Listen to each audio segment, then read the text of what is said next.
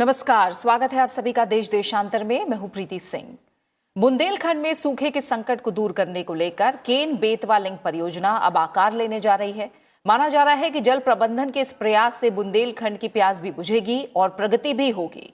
केन बेतवा उत्तर प्रदेश और मध्य प्रदेश दोनों राज्यों के जल संकट को दूर करने वाली नदी जोड़ो परियोजना है, जो कई साल से अटकी थी।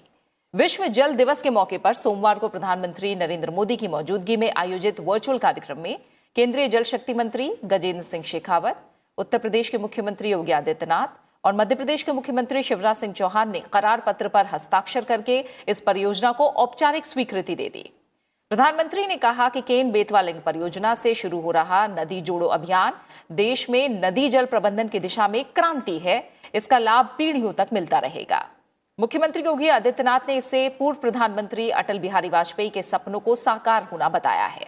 केन बेतवा लिंक परियोजना से उत्तर प्रदेश में बुंदेलखंड क्षेत्र के बांदा, झांसी, महोबा, ललितपुर और हमीरपुर सहित बुंदेलखंड में इस परियोजना से प्रतिवर्ष 10.62 लाख हेक्टेयर कृषि क्षेत्र में सिंचाई सुविधाएं, लगभग 62 लाख लोगों को पेयजल की आपूर्ति और 103 मेगावाट जल विद्युत का उत्पादन होगा।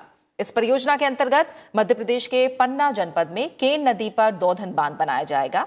देश देशांतर में आज बात मौजूदा जल संकट की समस्या की, चुनौतियों की, साथ ही जल प्रबंधन और नदियों को जोड़ने की परियोजना की। और इस चर्चा में मेरे साथ जुड़ रहे हैं दो खास मेहमान। मेरे साथ हैं Bhopal Singh, director general National Water Development Agency. साथ ही मेरे साथ जुड़े हुए हैं professor A.K. Gusain, department of civil engineering, IIT Delhi. आप दोनों मेहमानों का बहुत बहुत शुक्रिया मेरे साथ इस चर्चा में शामिल होने के लिए। भोपाल सिंह सर, पहले आपसे समझूंगी मैं कि जो केन बेतवा नदी परियोजना है, इसे लेकर जो अब एक तरह से औपचारिक करार हुआ है, इस बारे में कुछ बताइए। इससे कैसे अब बुंदेलखंड इलाके को, जो कि लगातार सूखे की समस्या से जूझता रहा है, उसे कैसे फायदा होगा? धन्यवाद। जैसा कि आपने बताया कि हमारे लिए एक ऐतिहासिक पल था, एक जो रिवर इंटरलिंकिंग का जो सोच 70s में शुरू हुई थी, और इसके लिए 1982 में एक डेडिकेटेड डिपार्टमेंट बनाया गया, ये राष्ट्रीय जल विकास अभिकरण, ताकि नदियों का उस जो हमारी स्टडीज है उनको हम ठीक से स्टडी कर सकें। किस बेसिन में कितना पानी है, कहाँ पर ज्यादा पानी उपलब्ध है, कहाँ पर कम उपलब्ध है, तो उसकी हमने ठीक से और उसको विस्तृत रूप से उसकी अध्ययन के लिए डिपार्टमेंट 1982 से काम कर रहा है। और इसमें 207 हमने वाटर बैलेंस रिपोर्ट बनाई, जिससे हमें पता चला कि कहाँ कहाँ पर हम पानी की उपलब्धता है, कहाँ पर हमें पानी को पहुंचाना चाहिए। और इसके अलावा 1980 में जो नदियों को जोड़ने के लिए जो देश में बेसिकली जो हाइड्रोलॉजिक इम्बेलेंस है, कहीं पर बारिश ज्यादा होती है, कहीं पर बहुत कम होती है। हाँ। और जो भी बारिश होती है कुछ महीनों में ही होती है। आजकल तो देखा जाए तो क्लाइमेट चेंज के कारण 2930 दिन ही होते हैं जहाँ पर हमारी इफेक्टिव बारिश होती है। तो उस बाढ़ के पानी को, जो बारिश का पानी, उसको संचय करके कैसे हमारे जो विकास के लिए उपयोग किया जाए, इसके लिए 30 लिंक चिन्हित किए गए, जिसमें 14 हिमालयी घटक थे और 16 जो हमारे पेंसिल लिंक है उसके लिए बनाए गए, ताकि हमारी जो हमारे नॉर्दर्न ईस्टर्न रीजन है, वेस्टर्न घाट्स है, जहाँ पानी हमारा ज्यादा होता है, वहां से पानी को संचय करने के बाद उनको उन इलाकों तक ले जा सके जहाँ पर पानी की कमी है और पानी की जरूरत है। और 2002 में इस अभियान को काफी बल मिला और जो एनडीए की सरकार थी उसमें एक टास्क फोर्स बनाया गया, और जो केन बेतवा की इसको हम एक प्योरिटी लिंक डिक्लेयर किया गया। और फिर दोनों राज्यों के बीच 2005 में एक समझौता हुआ जिसमें डीपीआर बनाई जाएगी, और एनडब्ल्यूडी ने डीपीआर को बनाया और दोनों राज्यों के साथ मिलके कहाँ पर इसका लाभ होना चाहिए। और 2018 में कॉम्प्रिहेंसिव डीपीआर तैयार की गई। और उसके अलावा अब दोनों राज्यों के साथ जो पानी का बंटवारा है उसके जो मुद्दे थे उन पे काफी दिन से चर्चा हो रही थी। और ये हमारे लिए बड़ी खुशी का पल है कि दोनों राज्यों ने के बीच और ये समझौता हुआ, और कल आदरणीय प्रधानमंत्री जी की उपस्थिति में दोनों राज्यों के मुख्यमंत्री और माननीय मंत्री जल शक्ति मंत्रालय के बीच त्रिपक्षीय समझौता हुआ और जिसमें इस परियोजना को बनाने के लिए अब तैयार हो गई है और ये हमारे लिए बड़े गर्व की बात है। और बुंदेलखंड, जैसा आपने पहले ही बताया कि बुंदेलखंड अक्सर बाढ़ की वहाँ पर बारिश तो काफी होती है, बाढ़ भी आती है, लेकिन ग्राउंड वाटर की कंडीशन ऐसी है कि वहाँ पर ग्राउंड वाटर इतना परकुलेट नहीं हो पाता और जैसे इसके बाद पानी की अत्यंत कमी हो जाती है, तो ये पानी को संचय करने के बाद जो अक्सर हम सूखे की स्थिति रहती है उसको दूर करने में ये काफी मतलब सिद्ध होगी। और जो एक नदी जोड़ अभियान है उसको भी काफी बल मिलेगा। हम बहुत उत्साहित हैं। बिल्कुल। हुसैन सर, केन बेतवा नदी परियोजना को मंजूरी के बाद एक बार फिर से जो नदी जोड़ो परियोजना है या नदी जोड़ो अभियान है वो चर्चा में आ गया है और अटल बिहारी वाजपेयी की सरकार ने इसकी परिकल्पना की। हालांकि माना जाता है कि जो नदियों को आपस में जोड़ने का विचार है वो काफ़ी पुराना है। 1858 में ब्रिटिश सैन इंजीनियर ने बड़ी नदियों के बीच नहर जोड़ने का प्रस्ताव दिया था और ये उस समय माना जा रहा था कि जो ईस्ट इंडिया कंपनी हो उन्हें बंदरगाहों की सुविधा हो, दक्षिण पूर्वी प्रांतों में जो बार बार सूखा पड़ता है उससे निपटा जाए और नदी जोड़ने और पानी बचाने का काम आज अगर हम देखें तो वो आज भी सबसे बड़ी प्राथमिकता है। दुनिया का सिर्फ 4% पानी भारत के पास है, जबकि 18% जो आबादी है उसका भार भारत के ऊपर है। पानी की जो समस्या है भारत में वो कितनी गंभीर है और हमारी जिस तरह की स्थिति है, कहीं पानी ज्यादा है, कहीं पानी कम है, कहीं बाढ़ है तो कहीं सूखा है, इन सब के मद्देनजर जो पानी की जिम्मेदारी है आने वाले समय में वो लगातार बढ़ेगी। इससे पूरा करने को लेकर जो नदी जोड़ो परियोजना है उसे आप कितना अहम मानते हैं? मेरा सोचना है कि पानी का जो मसला है, पानी का जो मैनेजमेंट का जो प्रॉब्लम है, वो जरूरी नहीं है कि नदी के इंटरलिंकिंग से खत्म हो जाएगा। ठीक है। देखिए, अगर आप देखें तो जितने भी बेसिन्स हैं जो कि जिनको सब कहते हैं कि इसमें काफी बारिश होती है, इसमें रिसोर्स अवेलेबिलिटी काफी अच्छी है, वहां पे भी क्या हालत है आजकल सिचुएशन ये है कि वहां पे भी ग्राउंड वाटर टेबल जो है वो नीचे जाता जा रहा है क्योंकि आपका जो यूटिलाइजेशन है वो इतना ज्यादा है, हम इतना ज्यादा ग्राउंड वाटर से पानी ले रहे हैं जो ये दिखाता है कि आपने जो डिमांड उस पे ऊपर इम्पोज कर रखी है वो काफी ज्यादा है अवेलेबिलिटी के हिसाब से। जितना पानी अवेलेबल है उससे ज्यादा आपको पानी चाहिए। That is the present situation scenario. और उसमें सबसे बड़ा जो यूजर है वो एग्रीकल्चर सेक्टर है। बिल्कुल, एग्रीकल्चर सेक्टर करीब 85%, 80 to 85% पानी यूज करता है। और मेन मुद्दा जो प्रॉब्लम हमारे कंट्री में है कि ये जो यूज है पानी का जो एग्रीकल्चर सेक्टर के लिए हो रहा है और अभी भी ये जो प्रोग्राम बन रहे हैं सारे, उसमें भी सब में मेन यूजर जो है इरिगेशन ही होगा। अभी जैसे उन्होंने बताया कि उसमें 10 लाख हेक्टेयर के करीब और ज्यादा इरिगेशन हो सकती है एरियाज में। मेरी चिंता जो मेनली है वो ये है कि जहां हम पहले ऑलरेडी हमारे सिस्टम्स हैं, इरिगेशन सिस्टम्स, वहां पे अगर हम मैनेज ठीक तरह नहीं कर पा रहे, वहां पे सिर्फ एफिशिएंसी आपकी 30% के करीब है, द वाटर यूज एफिशिएंसी, तो क्या गारंटी है कि बाकी जहां पे हम डेवलप कर रहे हैं वहां पे एफिशिएंसी और बढ़ जाएगी? मेरे ख्याल से तो सबसे पहला जो इन्वेस्टमेंट है वो उसमें प्रायोरिटी वाइज उसमें होना चाहिए जहां पे कि आपकी कम इन्वेस्टमेंट से आपकी वाटर यूज एफिशिएंसी बढ़े। ये जो 30% एफिशिएंसी अगर हम आराम से इसको 60% तक ले जाया जा सकता है बाय जस्ट चेंजिंग जो इरिगेशन मेथड्स हैं उसी को चेंज करके आप उसको अचीव कर सकते हैं। तो मेरे ख्याल से सबसे पहला जो प्रायोरिटी आना चाहिए उसमें इसमें इन्वेस्टमेंट होना चाहिए कि आपकी जो present irrigation water use efficiency है सारे कंट्री में जहां जहां इरिगेशन हो रही है उसको आप डबल करिए। वो करने से आपके पास जितना सरप्लस पानी बच जाएगा ना, जो सरप्लस पानी आपको मिलेगा उससे आपकी बहुत सारी demands they can be met with. लेकिन जहां तक यहाँ इसका जो स्पेसिफिक लिंक का सवाल है, ये तो एक लिंक की बात हो रही है, लेकिन जब हम पूरे interlinking for the whole country जब हम उसकी बात करते हैं तो उसमें ये सब मुद्दे जो है वो खड़े होंगे। ये तो उन्होंने जैसे भोपाल सिंह बैठे हैं यहाँ पे, इन्होंने हो सकता है केन बेतवा के काफी अच्छी तरह से स्टडी किया हो और उसमें दिखाया हो कि ये सरप्लस है यहाँ पे। But surplus is something which is very subjective. Surplus आप कैसे डिसाइड करते हो? आपने क्या एनवायरमेंटल फ्लोज जो रिवर के हैं वो हमने इम्प्लीमेंट कर दिए हैं क्या? क्योंकि जब हम बात करते हैं 1800 जब अंग्रेजों के टाइम की, जब ये प्रपोजल फर्स्ट टाइम उन्होंने सोचा था, उस टाइम तो हम एनवायरमेंटल फ्लोज की तो बात ही नहीं करते थे। उस टाइम तो रिवर में कितना पानी रहना चाहिए और कितना होना चाहिए उसकी तो किसी ने कभी सोचा ही नहीं था। अभी जब साइंटिफिकली सब ने देखा है कि अगर हम रिवर का सारा पानी ले लेंगे तो उसमें एनवायरमेंट इतना ज्यादा उसके ऊपर इम्पैक्ट होगा, you won't be able to survive that impact.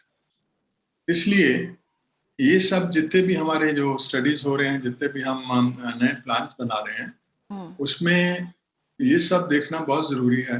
अभी तो हमने अपने कंट्री लेवल पे सब रिवर्स के लिए हमने ये भी नहीं फिक्स किया कि हर रिवर का एनवायरमेंटल फ्लो कितना होना चाहिए। सिर्फ कुछ स्टडीज हुई हैं जहाँ पे कि गंगा की बात हुई है, लेकिन वो भी अभी इम्प्लीमेंट नहीं हो पाया, यमुना पे इम्प्लीमेंट नहीं हो पाया। जब हम वो पानियों को साथ में ले लेंगे उसके बाद कितना पानी बचता है। और दूसरा, हम जब कहते हैं कि ये पानी सरप्लस है, ना हर आदमी यही सोचता है कि जो पानी सी में जा रहा है वो वेस्ट है। ये बहुत गलत धारणा है कि वो पानी वेस्ट है, क्योंकि उसके जो एनवायरमेंटल फंक्शंस हैं, यहाँ से जो सिल्ट को साथ में लेके जाता है, और वो जो है आपकी सारी सी लाइफ में जितना भी आप सी लाइफ के ऊपर डिपेंड करते हैं, उनके लिए वो न्यूट्रिएंट का काम करता है। अगर आप ये चेन ब्रेक कर देंगे तो आपकी फूड चेन ब्रेक हो जाएगी। तो इसलिए हमें बहुत एहतियात से ये सारे डिसीजन लेने हैं। ये सब चीजें देखने के बाद अगर आप वाकई प्रूव कर सकते हैं कि सब जगह पे जहां जहां हमने प्रोजेक्ट्स सोचे हैं वहां पे ये सारी चीजें, इनके ऊपर क्या असर होगा। फिर हम क्लाइमेट चेंज की तो अभी बात ही नहीं कर रहे। क्लाइमेट चेंज में अगर हमारे ग्लेशियर्स नहीं रहते तो जितना भी हमारा जो डोनर सिस्टम्स हैं, चाहे वो ब्रह्मपुत्र हो चाहे गंगा हो, they might not remain donor systems. उनमें अपने ही में ही इतना पानी नहीं रहेगा कि आपने जितना भी इंफ्रास्ट्रक्चर खड़ा किया है उसमें आप उसका क्या करेंगे, how you will take care of that infrastructure.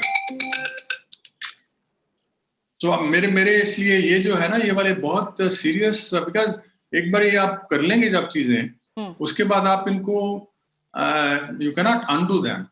उसको आप फिर ये एक बार इंफ्रास्ट्रक्चर जो क्रिएट हो गया, जब आपका पब्लिक फंड उसमें यूटिलाइज हो गया, उसके बाद आप ये नहीं कह सकते कि अब हमारा इससे गलती हो गई, हम ये नहीं करना चाहिए था। इसलिए this is the time when I think we have to relook at all these proposals and make it public, make it open. जो भी है, अगर हम लोग हैं कुछ जो कि शोर मचाएंगे, कुछ हैं जो एनवायरमेंटलिस्ट होंगे वो कहेंगे कि हमें ये ठीक नहीं है, लेकिन अगर हम सारा कुछ से पहले से सोच के चलते हैं, उनके फायदे और नुकसान देख के चलते हैं, तब फिर बाद में आपको परेशानी नहीं होगी। आप इससे आप अपना देखिए कि क्या क्या उसमें प्रॉब्लम्स आई, क्या क्या हुआ, कैसे जो आपने सोचा था वैसे ही वो ठीक निकला कि नहीं निकला। Only on experimental basis these should be taken, but not for the whole country. ठीक है। इस पर भोपाल सिंह जी आप क्या कहेंगे? क्या केन बेतवा परियोजना की हम जब बात कर रहे हैं, वो किस तरह से आगे आती है, क्या असर होता है इसके बाद आगे? क्योंकि करीब करीब 3 प्रोजेक्ट हैं जिन पर काम होना है, अगर मैं सही हूं तो क्या उस पर आगे काम होगा? और जब भी हम नदी जोड़ो परियोजना की बात करते हैं तो इसके फायदों की बात होती है और साथ ही साथ इसके नुकसान की भी बात होती है। तो इसे कैसे ध्यान में रखा जाएगा और क्या कुछ मद्देनजर रख के अब आगे जो प्रोजेक्ट है उसमें आगे बढ़ा जाएगा? प्रोफेसर गोसाई ने सही मुद्दे उठाए। कोई भी प्रोजेक्ट होता है तो उसके इफेक्ट भी होते हैं, और जो केन बेतवा की यदि हम बात करें, जो ये परियोजना बनी है, इसमें सभी मुद्दों की विस्तृत स्टडी करी गई है। जो एनवायरमेंटल फ्लोज है, रिवर को कितने चाहिए उसका अध्ययन किया गया है, और एनवायरमेंट मैनेजमेंट प्लान बनाया गया। और मैं इसमें बताऊं कि जो हमारे लीन सीजन होता है, इसमें सिर्फ जो फ्लोज बहुत कम हो जाते हैं। तो सिर्फ यदि एनुअल का हम बात करें तो उसके सिर्फ 4 या 5% ही फ्लोज हमारे 8 महीने में आते हैं। तो यदि हमने एनवायरनमेंट के लिए पहले तो 494 MCM का प्रोविजन रखा था इसमें, और अभी और स्टडी करके इसको 700 के आसपास बढ़ा दिया गया है। 20% पानी जो रिवर की इकोलॉजी के लिए, एनवायरनमेंट के लिए दिया गया है। तो इससे जो रिवर में जो हमारे नेचुरली फ्लोज आते थे उसी से बढ़ जाएंगे, एनवायरनमेंट इससे इम्प्रूव होने की संभावना रहेगी। और एक हमारी इसमें पन्ना टाइगर रिजर्वायर है जिसमें जो हमारा लगभग 6,000 हेक्टेयर क्षेत्र इसमें डूब में आ रहा है। उसमें से 4200 हेक्टेयर जो उनका कोर एरिया है पन्ना टाइगर रिजर्वायर का, उस पे भी कम से कम उसका असर पड़े इस परियोजना का, उसकी भी हमने विस्तृत इसकी स्टडी कराई है। हमारे wild life institute of India उसको वो 3 साल से वहां पर फील्ड में जो हमारे टाइगर्स हैं, क्रोकोडाइल्स हैं, वल्चर्स हैं, उनका कैसे मूवमेंट होता है, और यदि प्रोजेक्ट बनता है तो उसके कैसे पाथ डिफाइन करेंगे। तो इसके 11 जिलों को लेकर एक विस्तृत लैंडस्केप मैनेजमेंट प्लान बनाया जा रहा है। और यदि मैं इसकी प्रोजेक्ट की बात करूं तो जो हमारी कॉस्ट है लगभग 37,000 करोड़ में से हमने 5,000 करोड़ के आसपास इस एनवायरनमेंट मैनेजमेंट, फॉरेस्ट कंपनसेटरी उसके लिए प्रोविजन रखा है। तो जो भी जितना भी पैसा, क्योंकि हमारा ये कि डेवलपमेंट भी हो और उसके साथ साथ एनवायरनमेंट और जो दूसरे हैं जिनका रिहेबिलिटेशन भी होगा या पन्ना टाइगर रिजर्वायर है उसको भी फायदा हो। तो ये इसी उद्देश्य को लेकर हम बढ़ रहे हैं। और इसमें ये फायदा होगा कि ये केंद्र सरकार और दोनों राज्य सरकार के साथ मिलकर बनाई जा रही है। तो ये एक नया प्रयोग होगा और इसके लिए एक स्पेशल पर्पज व्हीकल बनाया गया है जिसमें केंद्र और राज्य सरकार दोनों उसमें शामिल होंगे, और जो भी एक्सपर्ट्स होंगे उनको भी हम साथ में लेंगे। बाद में एक काउंसिल भी बनेगी जो भी इम्पैक्ट है उनको कैसे उसका इम्पैक्ट पड़ रहा है और क्या रेमेडियल मेजर हो सकते हैं। तो हम अपनी पूरी कोशिश है कि इसके जो भी साइड इफेक्ट होते हैं, कोई प्रोजेक्ट हो, इतना बड़ा प्रोजेक्ट है उसको कहेंगे, तो उसके साइड इफेक्ट जो कम से कम हो, और जो भी हमारे रेमेडियल मेजर्स है, हमारी कोशिश ये है कि हम उनकी कंडीशंस रिवर की हो या पन्ना टाइगर रिजर्वायर की हो या जो विस्थापित लोग होंगे, लगभग 1900 परिवार हैं जो विस्थापित भी होंगे, उनका उसकी स्थिति बेहतर हो। तो यही मैं कहना चाहूंगा। और बाकी अभी केंद्र विभाग की ही बात करेंगे, और जो प्रोफेसर गोसाई ने सही मुद्दे उठाए, और जब हम किसी दूसरे लिंक पाएंगे तो उनमें इन्हीं मुद्दों पे विस्तृत स्टडी के बाद ही निर्णय लिया जाए। ठीक है। हाँ, गुजैन से जब हम नदी जोड़ो परियोजना की बात कर रहे हैं तो एक बार 2012 में ये परियोजना तब भी सुर्खियों में आ रही थी जब सुप्रीम कोर्ट ने केंद्र सरकार को निर्देश दिया कि वो जो ये महत्वाकांक्षी परियोजना है इस पर समयबद्ध तरीके से अमल करे, ताकि जो देर की वजह से इसकी लागत और ना बढ़े, और साथ ही इस योजना को तैयार करने और इस पर अमल करने के लिए एक उच्च स्तरीय समिति भी बनाई गई थी। और अब हम देख रहे हैं कि केन बेतवा जो लिंक है उसके साथ आखिरकार ये हमें जमीन पर उतरती दिखाई दे रही है। तो कहीं ना कहीं क्या आप मानते हैं कि अगर और देरी इस परियोजना को अमल में लाने में की गई तो लागत और बढ़ेगी, और कहीं ना कहीं जो जल प्रबंधन को लेकर एक बड़ा उपाय जो इसे माना जा रहा है उसमें देरी से क्या नुकसान हो सकता है, और बाकी जो आपने और उपाय बताए हैं जो वाटर मैनेजमेंट को लेकर किए जा सकते हैं, उनके लिए आपको लग रहा है कि किस स्तर पर अभी काम चल रहा है और क्या कुछ किया जा सकता है? जैसे मैंने पहले भी कहा कि लागत एक ऐसी चीज है कि वो ठीक है, इन्फ्लेशन से वो बढ़ती रहेगी सालों साल, वो एक मुद्दा नहीं है, क्योंकि इसमें सबसे इम्पोर्टेंट मुद्दा ये है कि जो भी हम इन्वेस्टमेंट करने जा रहे हैं वो क्या यूजफुल इन्वेस्टमेंट होगी फॉर द सोसाइटी, या it will be a waste of investment. So वो जानना बहुत जरूरी है। इसलिए इन चीजों में जब तक आप पूरा सर्टेन नहीं हो जाते 100% कि आपको जो भी आप कर रहे हैं उसके फायदे नुकसान के एवरेज में काफी ज्यादा हैं, एंड आप जस्टिफाई कर सकते हो कि ये सोसाइटी के लिए अच्छा होगा, by looking into all those other aspects also, I feel उसमें कोई हर्ज नहीं है अगर कुछ और टाइम लगता है। और उससे जब आप पूरी तरह से सेफ हो जाते हैं सब तरफ से कि हम जो डिसीजन ले रहे हैं और सबका उसमें कंसेंसस है, बाकी लोगों को भी जिनको इतराज है उनको भी साथ में बोलने दिया जाए। जो भी आपके प्रोग्राम है इसको पब्लिक करिए, बताइए सबको कि ये हम कर रहे हैं और ये हमारे नाफे नुकसान है, ताकि जो उनको नजर आता है कि इसमें नुकसान ज्यादा है और नफे कम है, वो अपने आप बताएंगे। तो इसलिए आई थिंक ये जो इस टाइप के प्रोजेक्ट्स होते हैं जहाँ पे कि पानी एक बहुत ही कॉम्प्लेक्स सब्जेक्ट है। बिल्कुल। इसमें हमें लगता है कि बड़ा आसान है, लेकिन पानी में आप जब भी कोई चीज करते हैं, चाहे आप छोटा सा प्रोग्राम एक इम्प्लीमेंट करते हैं, उसके भी कई बार ऐसे नुकसान नजर आते हैं जो भी आपको 10 साल बाद नजर आएंगे। तब आपको समझ आएगी कि ये हमने गलती करी। जैसे बहुत सी जगह पे इवन विदेशों में भी, अमेरिका में, उन्होंने सारी वेटलैंड्स अपनी उनको ऑक्युपाई कर लिया और यूजिंग दैट लैंड उनको सारा उन्होंने कन्वर्ट कर दिया, किसी में एग्रीकल्चर लैंड में कन्वर्ट कर दिया।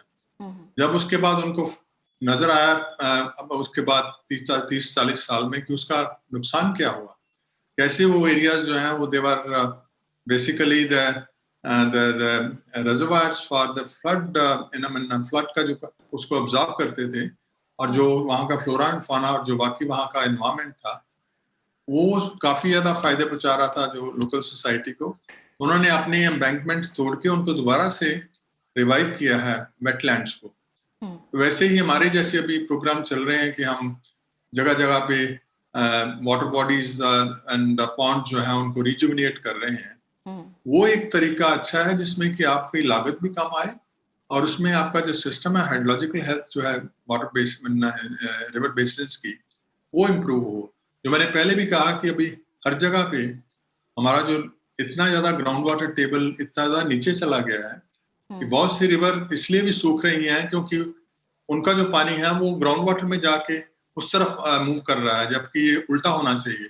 ग्राउंड वाटर हमेशा जब बारिश के बाद ग्राउंड वाटर टेबल ऊपर चला जाता है वो रिवर्स को रिवाइव करता है। बहुत सी ऐसी रिवर्स हैं जिसमें कि ग्लेशियर और स्नो मेल्ट नहीं है, तब भी वो पेरिनियल रिवर्स हैं, only because of the fact कि ग्राउंड वाटर उसको कंट्रीब्यूट कर रहा है एज बेस फ्लो। सो इसलिए ये टोटल सिस्टम को समझना जरूरी है। ग्राउंड वाटर सरफेस वाटर में इंटरेक्शन क्या है, जब आप कोई भी परियोजना इस टाइप की बनाते हैं उसमें क्या होगा रिवर स्ट्रेचेस में। जैसे भोपाल सिंह ने बताया कि इन दोनों रिवर्स में तो पेरिनियल रिवर्स नहीं है, सिर्फ तभी चलती हैं जब बारिश आती है। लेकिन तब भी एनवायरमेंटल फ्लो जो है, जब बारिश आती है तो उस टाइम कितना पानी उसमें जाता है जो कि वहाँ के लोकल फ्लोरा एंड फौना को रिवाइव करता है फ्लड पेन में जब वो फ्लडिंग होती है। All those things are part and parcel of the natural system जो कि लाखों साल से बनते हैं। और इसी तरह से जब भी हम कुछ भी डिस्टर्ब करते हैं हम हमेशा अपनी तरफ से सोचते हैं कि आदमी को क्या चाहिए, जो मैनकाइंड है उसकी तरफ से सोचते हैं। बाकी जो सिस्टम है ताकि उसको या तो हमें समझ नहीं होती या हम उसको इग्नोर कर देते हैं और उल्टा मैनकाइंड के ऊपर ही असर पड़ता है उसका। तो इसलिए मेरा कहना ये है कि ये जो डिले हो रहा है ये डिले नहीं है, ये अंडरस्टैंडिंग है। और उस टाइम भी यही जब डिस्कशन होती थी हमने यही भी बोला था कि आप अगर ट्राई करना चाहते हैं तो छोटे छोटे जो इंडिपेंडेंट लिंक्स हैं, एंड ये वाले जो लिंक्स हैं कुछ 7 या 8 लिंक्स डिसाइड हुए थे कि हम उसमें पहले काम करेंगे और उसको देखेंगे, तो ये उसी का एक लिंक है और इसको अभी चलने दिया जाए। उसके बाद जब जो टाइम आएगा यूज होगा उसके बाद पता चलेगा कि उसका असर क्या हुआ, ताकि अगर उसका नुकसान बहुत ज्यादा होते हैं तो देन बाकी जगह पे ये रिपीट करने की जरूरत नहीं। बिल्कुल। और भोपाल सिंह जी, कहीं ना कहीं क्योंकि ये माना जा रहा है कि जो जनसंख्या का भार है वो लगातार देश पर बढ़ रहा है और जो पानी की समस्या से तो हम कई इलाके बहुत ज़्यादा बुरी तरह से जूझ ही रहे हैं, आगे ये समस्या और गंभीर हो सकती है। इसलिए हम जानते भी हैं जो कैच द रेन नाम से जो अभियान शुरू किया गया प्रधानमंत्री नरेंद्र मोदी के ज़रिए, उसमें ब्लॉक स्तर तक कहीं ना कहीं ये बात पहुंचाने की कोशिश की गई, जागरूकता लाने की कोशिश की गई कि बारिश के पानी को कैसे संग्रहित किया जाए और उसे वेस्ट ना किया जाए। मैं थोड़ा आपसे समझना चाहूँगी कि जैसे लगातार गुसेन सर भी कह रहे हैं कि जो और उपाय हैं वो चाहे पानी बचाने को लेकर हो, पानी के मैनेजमेंट को लेकर हो, उन्हें करना होगा। लेकिन भारत में एक तरह से पानी पर हम देखें तो तिहरा अधिकार है। नदियों में बहने वाले जो पानी है उस पर केंद्र सरकार का हक है, राज्य में बरसने वाले जल पर राज्य सरकार का हक है, और एक तरह से हम देखें तो तीसरा हक नगर निगम और पंचायतों का है। इसलिए क्या आप मानते हैं कि एक तो नदियों को आपस में जोड़ना एक लड़ाई करने जैसा है और साथ ही जो और उपाय हैं उनमें कहीं ना कहीं एक एकीकृत या कहें यूनिफाइड अप्रोच की जो जरूरत होगी वो उतना आसान है क्या? गोसाई साहब ने सही कहा। और मुद्दा ये है कि हमारे पास जो बाढ़ का पानी आता है या वर्षा का पानी है उसको हमें संचय करना है। और उसमें हमारे पास जब कल का प्रोग्राम देखे माननीय प्रधानमंत्री जी ने जल जीवन मिशन के लिए जल शक्ति अभियान भी प्रारंभ किया, ताकि हम जो छोटे छोटे स्ट्रक्चर्स हैं, हमारे पौंड है, तालाब है, उनको रिजर्वेट करके हम बारिश के पानी को संचय कर सकें।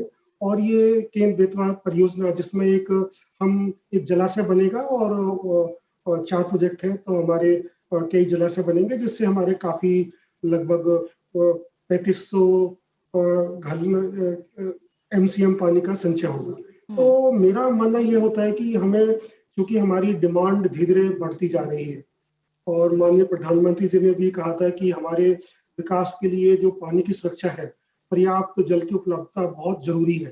तो हमें जो पानी का संचय करने के लिए, वर्षा के पानी को संचय करने के लिए, बाढ़ के पानी को संचय करने के लिए, वो सही मुद्दे हैं कि हमें जो एनवायरनमेंट के लिए बाढ़ के मानसून के टाइम में भी एनवायरनमेंट को रिक्वायरमेंट होती है वो हम पूरा करें। और आजकल चरणबद्ध तरीके से जो एनवायरमेंटल की फ्लो की रिक्वायरमेंट है किसी भी रिवर की, उसमें अध्ययन हो रहा है। मैं भी कई स्टडीज में इन्वॉल्व था और हम उसमें काफी ध्यान दे रहे हैं। और केन बेतवा में तो हमारी आशा है कि हम उसके एनवायरनमेंट को इम्प्रूव करें।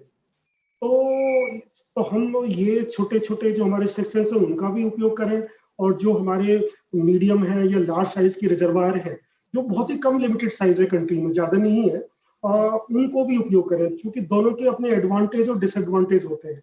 छोटे स्ट्रक्चर्स बनाने में हमारे कोई बहुत जल्दी बन जाते हैं और कोई R&R इश्यूज नहीं होता, कोई वो नहीं होता। और लेकिन कई बार सूखे की स्थिति में इनकी जो डिपेंडेबिलिटी है उस पर इश्यूज आते हैं। और जबकि बड़े में बनाने में हमारी एक कैपिटल इंटेंसिटिव स्ट्रक्चर्स होते हैं, R&R इश्यूज भी होते हैं, एनवायरमेंटल इश्यूज भी होते हैं, बट उनकी रिलायबिलिटी, तो ये होता है कि एक रीजन में बड़ा रिजर्वायर हो, उसके साथ छोटे छोटे रिजर्वायर हो और उनको हम एकीकृत कर दें, तो वो एक जल प्रबंधन का एक अच्छा उदाहरण होगा। और इसमें भी बुंदेलखंड रीजन में भी बहुत कई छोटे छोटे टैंक है जो बेसिकली अब धीरे धीरे जो ग्राउंड वाटर नीचे चला गया है और वो भर नहीं पाते, और उससे जो लाभ हो रहे थे वो नहीं मिल पा रहे। और इस परियोजना से उन टैंकों को, जो जलाशय हैं जो भर नहीं पा रहे, उनको भी एकीकृत किया जाएगा, उनको भी इंटीग्रेट किया जाएगा, ताकि लोगों को ज्यादा से ज्यादा फायदा मिल सके। तो एक तो ये है कि हमें स्मॉल वर्सेस बिग की चर्चा होती है, मैं भी करते हैं, ये चर्चा का विषय नहीं है। हमें दोनों की रिक्वायरमेंट है, दोनों की जरूरत है कि, और जो भी उसके इम्पैक्ट होते हैं उनको हम सही स्टडी करके, मैं बिल्कुल सहमत हूँ प्रोफेसर गोसाई से, हमें पूरा उसको चरणबद्ध तरीके से स्टडी करके, ओवर द पीरियड स्टडी करके, जो भी उसमें हमारे रेमेडियल मेजर्स और जरूरत होती है उसको हम ले हैं, और वो हम लेंगे भी और ले भी रहे। दूसरा होता है कि जो नदी जोड़ परियोजना है, इंटरलिंकिंग है, इसको आगे भी अब इसके केन बेतवा के आने से दूसरी जो परियोजना है उनको भी बल मिलेगा। हम अभी जो योजना है हमारी, राज्यों के सहयोग के कारण ही आगे बढ़ रहे हैं।